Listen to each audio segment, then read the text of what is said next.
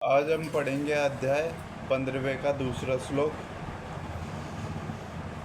कर्म की बारीकियों को समझना अत्यंत कठिन है, अतः मनुष्य को चाहिए कि वह यह ठीक से जाने कि कर्म क्या है, विक्रम क्या है और अकर्म क्या है। यदि कोई सचमुच ही भव बंधन से मुक्त चाहता है तो उसे कर्म, अकर्म तथा विक्रम के अंतर को समझना होगा।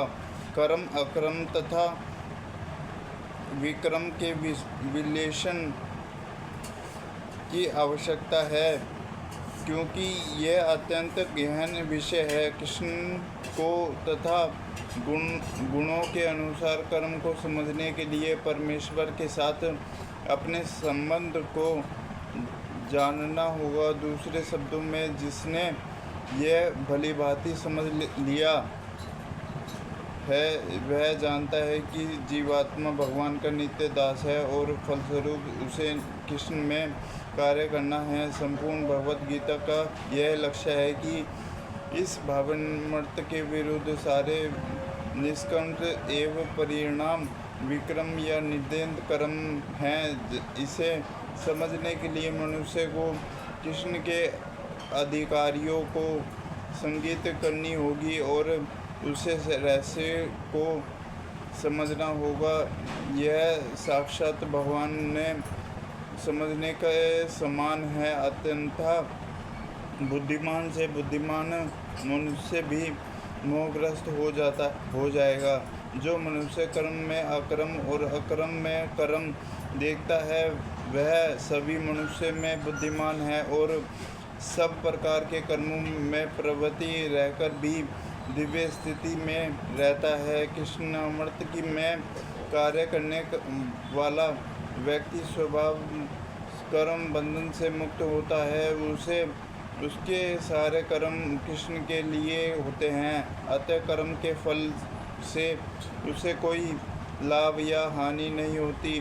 फलस्वरूप वह मानव समाज में बुद्धिमान होता है। यद्यपि वह कृष्ण के लिए सभी तरह के कर्मों में लगा रहता है। अकर्म का अर्थ है कर्म के फल के बिना निविष्वादी।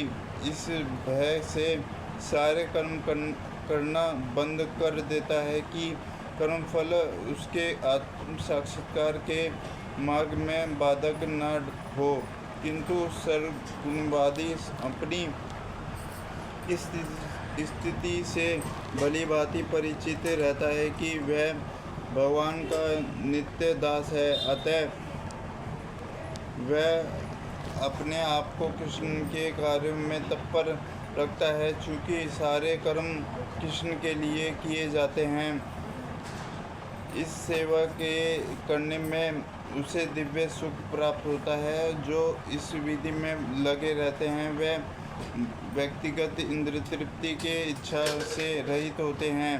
कृष्ण के प्रति उसका नित्य दाय भाव उसे सभी प्रकार के कर्म फल से मुक्त करता है।